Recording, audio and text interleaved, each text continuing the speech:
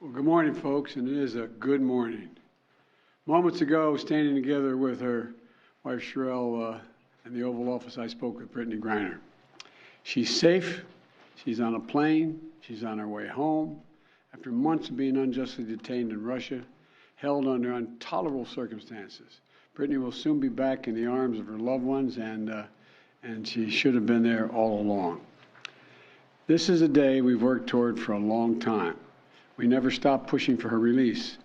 It took painstaking and intense negotiations, and I want to thank all the hard-working public servants across my administration who worked tirelessly to secure her release. I also want to thank the UAE for helping us facilitate Brittney's return, because that's where she landed. These past few months have been hell for Brittney and for Charlie and her entire family and all her teammates back home. People all across the country have learned about Brittney's story, advocated for her release, stood with her throughout this terrible ordeal. And I know that support meant a lot to her family. I'm glad to be able to say that Brittney's in good spirits. She's relieved to finally be heading home. And the fact remains that she's lost months of her life, experienced the needless trauma, and she deserves space, privacy, and time with her loved ones to recover and heal from her time being wrongfully detained. Brittney is an incomparable athlete, a two-time Olympic gold medalist for Team USA. She endured mistreatment in a show trial in Russia with characteristic grit and incredible dignity. She represents the best about America. It is across the board, everything about her. She wrote to me back in July. She didn't ask for special treatment, even though we've been working on a release from the day one. She requested a simple quote, "Please don't forget about me and the other American detainees. Please do all you can to bring us home." We never forgot about Brittney. We've not forgotten about Paul Whelan, who's been unjustly detained in Russia for years. This was not a choice of which American to bring home. We brought home Trevor Reed when we had a chance early this year. Sadly, for totally illegitimate reasons, Russia is treating Paul's case differently than Brittney's. And while we have not yet succeeded in securing Paul's release, we are not giving up. We will never give up. We remain in close touch with Paul's family, the Whelan family, and my thoughts and prayers are with them today. They have to have such mixed emotions today. And we'll keep negotiating in good faith for Paul's release. I guarantee that. I say that to the family. I guarantee you.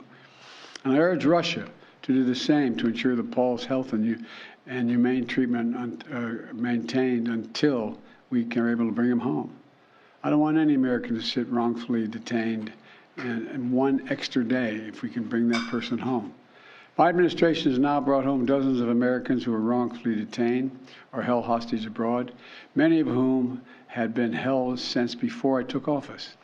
And today we also remember the other Americans that are being held hostage and wrongfully detained in Russia or anywhere else in the world.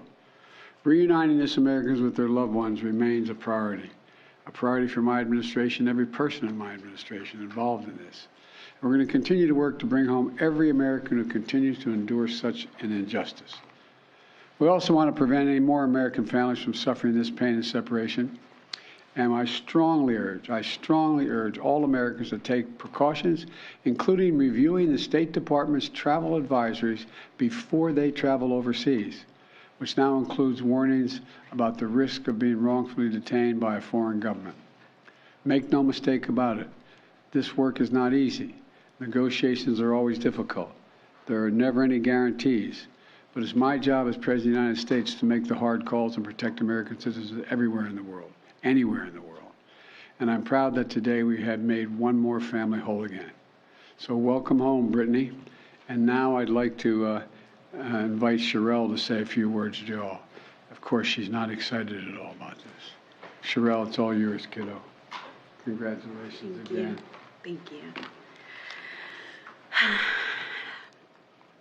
So over the last 9 months, you all have been so privy to one of the darkest moments of my life. And so today I'm just standing here overwhelmed with emotions, but the most important emotion that I have right now is just sincere gratitude for President Biden and his entire administration he just mentioned this work is not easy, and it has not been. There's been so many hands involved, and so I'd like to take a moment to just specifically mention a few. Vice President Harris, Secretary Blinken, Jake Sullivan, Josh Geltzer from the National Security Council, Roger Cartson and Fletcher Schoen from the Hostage Envoy's Office. A special thank you to Governor Richardson and Mickey, the Mercury Players, the WNBPA for your advocacy. And also, you guys may not know this, but my family has been tremendously supported by the Wasserman Agency. BG's agent, Lindsay Colas, has just been amazing for me and my family throughout this process. So today my family is whole, but as you all are aware, there's so many other families who are not whole. And so BG's not here to say this, but I will gladly speak on her behalf and say that BG and I will remain committed to the work of getting every American home, including Paul, whose family is in our hearts today. As we celebrate BG being home, we do understand that there are still people out here who are enduring what I endured the last 9 months of missing tremendously their loved ones. So thank you everybody for your support. And today is just a happy day for me and my family. So I'm gonna smile right now. Thank you.